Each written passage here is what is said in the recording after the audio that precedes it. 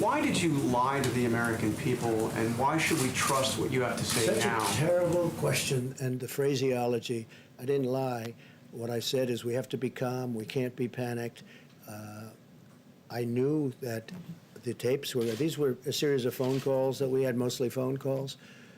And Bob Woodward is somebody that I respect just from hearing the name for many, many years, not knowing too much about his work, not caring about his work. But I thought it would be interesting to talk to him for a period of, calls.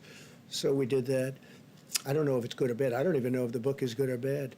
But certainly if he thought that was a bad statement, he would have reported it because he thinks that, you don't want to have anybody that is going to suffer medically because of some fact. And he didn't report it because he didn't think it was bad. Nobody thought it was bad. Wait a minute. And your question, the way you phrase that is such a disgrace. It's a disgrace to ABC television network. It's a disgrace to your employer. And that's the answer. You ready? Because I love.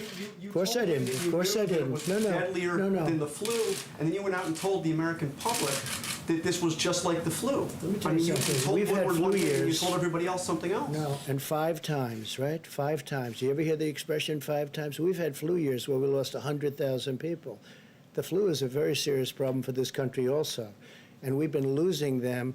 Scott, what kind of a number have we lost over the years with flus? Into the hundreds of thousands.